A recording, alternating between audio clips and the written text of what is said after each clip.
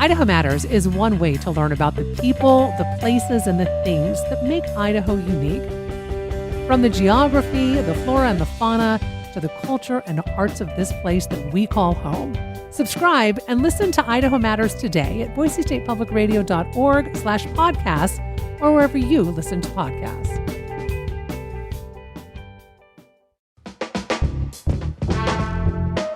From Boise State Public Radio, this is The Connector, Idaho's Daily News. Good morning. I'm George Prentice. Today, we are sad to note a grim anniversary in Idaho. We'll tell you about that. Plus, a bit of a surprise when it comes to the beginning of next year's school year in Boise. You'll want to hear the date that Boise will be starting school next year. Plus, a significant change in the weather is coming later this week. It is Tuesday, the 12th of November, and here are today's stories.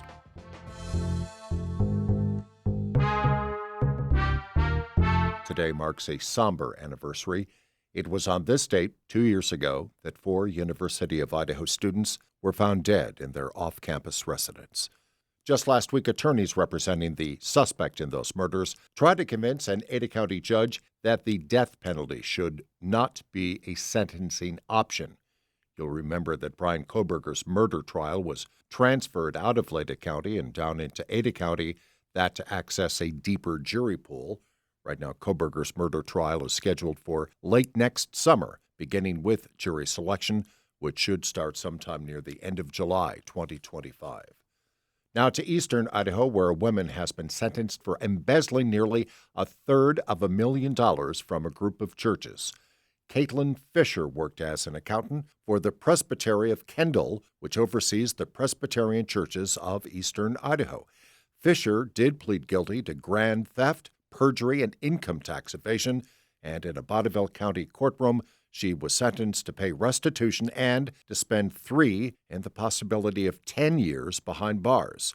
Church members testified at Fisher's sentencing that she betrayed their trust, and they were astounded at her brazen use of the church's money.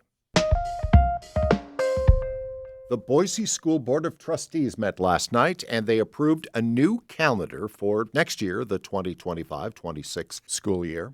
And the schedule says that next year school will start in Boise on August 12th. The calendar committee, which includes some students and parents, said they still wanted to ensure that the first semester concluded before the winter break, and due to the varying timing of winter break, the first day of the semester shifts accordingly. But again, school will start August 12th. Now to Lewiston and an opportunity to try your hand at gold panning or birdwatching or other outdoor activities without having to buy the equipment, thanks to the library. James Dawson explains. Lewiston City Library officials are putting together these outdoor activity kits with help from a federal grant. Anyone who's a member of the ValNet system, which includes 48 school and public libraries in north central Idaho, will be able to check them out. They'll include equipment for gold panning, bird watching, outdoor cooking, hiking, and camping. That's in addition to the fishing poles the library has loaned out for years, according to Director Lynn Johnson. Lewiston City Library is one of 7 organizations across the country, splitting $225,000 in grants from the National Forest Community Recreation Fund. The new kits are expected to be available starting in December. The Idaho Capital Sun first reported this story. James Dawson, Boise State Public Radio News.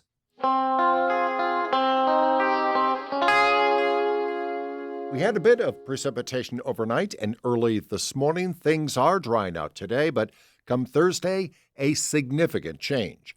Les Collin is over at the National Weather Service office. There's another system coming in off the Pacific from mostly north of us. It's going to eventually get in here, though. It looks like Friday. By then, it's going to be getting pretty cold. We might get into some snow by the end of the week. Les Collin at the Weather Service. Now over to Yellowstone and the recent death of the well-known grizzly 399 struck and killed by a car in the Yellowstone ecosystem. And we're learning just as many grizzlies are killed by trains, an often overlooked cause of death. Anna Mersbach reports. Since 2008, trains have killed more than 60 grizzlies in recovery zones in Montana and Idaho.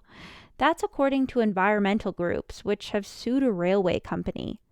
They want the trains to slow down around curves and canyons, and warning systems with bells and lights.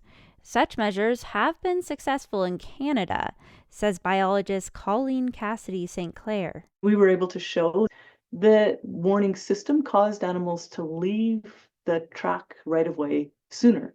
Grizzlies may wander onto train tracks, lured by spilled grain or animal carcasses. A lawyer on the lawsuit says unsafe tracks prevent grizzlies from expanding their range. For the Mountain West News Bureau, I'm Hannah Mersbach. That is today's episode of The Connector. I'm George Prentice. We'll see you back here on Wednesday. To stay in touch with the news between now and then, check out BoiseStatePublicRadio.org or download the free Boise State Public Radio app. And thanks for listening.